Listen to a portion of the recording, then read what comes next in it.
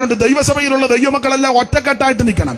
ഞാൻ മറ്റു സഭക്കാരോട് പറയും, പാസ്റ്റേഴ്സ് മാറി മാറി വരും മറ്റു സഭകളിൽ. ചച്ചക്കോടെ IPC അസംബ്ലി അത് സഭയുടെ നിയമങ്ങൾ അതാ. 3 വർഷമോ അല്ലെ 4 വർഷമോ. TPN സഭയിലാന്നേ വരുന്നതും പോകുന്ന ആരും അറിയുന്നുമില്ല. തലയാഴ്ച കണ്ട മൂപ്പല്ല വിറ്റാഴ്ച ചെല്ലുമ്പോൾ അവിടെ പ്രശ്നവും ഇല്ല.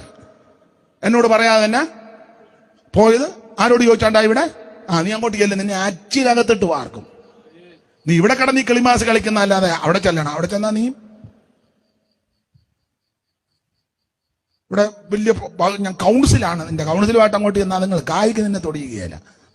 എന്റെ കൗൺസിൽ കുന്തം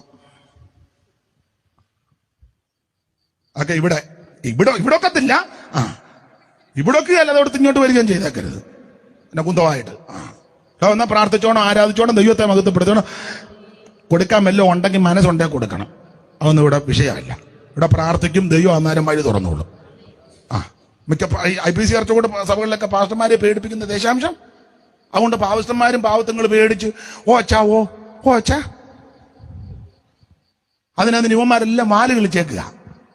ഞാൻ പാസ്റ്റർമാരോട്, നീ മുട്ടയിരുന്ന് പ്രാർത്ഥിക്കണം, നിന്നെ വിളിച്ച ദൈവം അന്ന് ദൈവം നടത്തിക്കോളും. ദൈവം നടത്തും. ചില സമയം ഇപ്പൊ സെക്രട്ടറിയേറ്റ് ആകുമ്പോൾ മിണ്ടിപ്പോകരുത്. ഇവിടെ ആ വേർഡ് സെക്രട്ടറി ചായ 2 പേനായിട്ട് പുസ്തകക്രമം പോലും ഇവൻ അറിയാൻ പറ്റില്ല. സെക്രട്ടറി ചായ, നീ എന്തിനാ ഇപ്പൊ ഇങ്ങോട്ട് വരുന്നത് എഴുന്നള്ളന്ന്? സെക്രട്ടറി ചായൻ പുസ്തകക്രമം പോലും സെക്രട്ടറി ചായന് അറിയാൻ മേല. ദേശത്ത് താഴ്ചവും ഇല്ല. സെക്രട്ടറി ചായൻ, പൊക്കട്ടറി ചായൻ. ഇവിടെ മിണ്ടിപ്പോകരുത്. ആ വേട് മിണ്ടരുത്.